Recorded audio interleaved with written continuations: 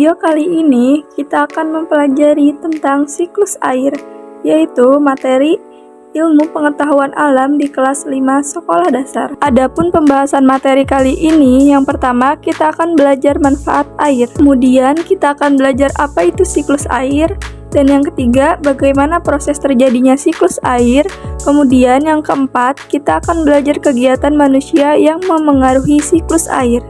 Tahukah kalian sekitar 71% permukaan bumi tertutupi oleh perairan? Dan dari jumlah tersebut 97% merupakan air asin yang berada di laut, sedangkan sisanya sebesar 3% merupakan air tawar. Sebanyak 2% air tawar ini merupakan es yang berada di kutub, dan sisanya air yang berada di danau, sungai, dan juga air tanah. Selanjutnya kita akan membahas tentang manfaat air. Adapun yang pertama bisa kita gunakan untuk mandi dan juga untuk minum. Kemudian bisa dimanfaatkan untuk mencuci dan juga untuk menyiram tanaman.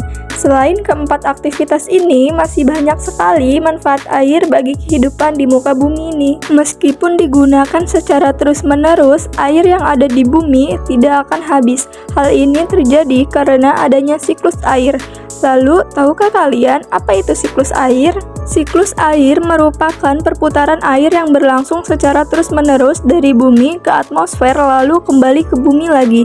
Siklus air ini dapat dikenal dengan siklus hidrologi. Dalam siklus air ini dikenal secara umum ada 3 tahapan. Tahapan secara umum yang pertama yaitu ada yang disebut dengan tahap penguapan. Kemudian yang kedua itu ada tahap pembentukan awan. Dan yang ketiga ada tahap hujan. Dan berikut ini akan dijelaskan secara terperinci bagaimana proses terjadinya siklus air. Jadi silahkan kalian simak dengan baik. Proses terjadinya siklus air yang pertama yaitu air yang berada di bumi, baik itu air sungai, air danau maupun air laut, akan mengalami penguapan apabila terkena sinar matahari. Hal tersebut disebut dengan proses evaporasi, yaitu penguapan air yang terjadi akibat terkena sinar matahari. Kemudian, air yang ada di tumbuhan juga akan menguap apabila terkena sinar matahari. Penguapan air yang ada di tumbuhan akibat terkena sinar matahari ini disebut dengan proses transpirasi. Uap air dari hasil proses evaporasi dan transpirasi kemudian naik ke atmosfer dan membentuk awan. Uap air akan terus naik ke tempat tinggi dan mengalami proses pengembunan bentuk titik-titik air yang dikenal dengan istilah kondensasi. Lalu, angin akan membawa awan ke daratan atau dataran tinggi. Selanjutnya, titik-titik air di awan akan turun menjadi hujan. Proses ini disebut dengan presipitasi. Bahwa presipitasi dapat berupa hujan, es, dan juga salju. Sebagian air dari hasil presipitasi ini nantinya akan kembali ke permukaan bumi. Lalu, butiran-butiran air ini akan diserap oleh tanah, kemudian akan dialirkan kembali ke sungai, danau, ataupun laut. Jadi, proses penyerapan ini disebut dengan istilah infiltrasi.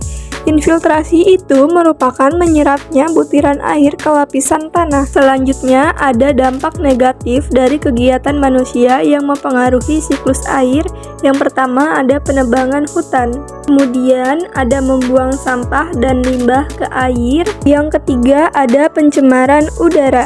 Dari ketiga kegiatan dampak negatif ini dapat menghambat proses terjadinya siklus air. Nah, ada juga dampak positif dari kegiatan manusia yang mempengaruhi siklus air. Yang pertama ada melakukan reboisasi. Kemudian ada membuang sampah pada tempatnya. Yang ketiga ada memperbanyak ruang terbuka hijau. Dari ketiga kegiatan dampak positif ini dapat mendukung terjadinya siklus air. Demikian tadi penjelasan tentang siklus air. Semoga video ini akan memudahkanmu dalam memahami materi tentang siklus air.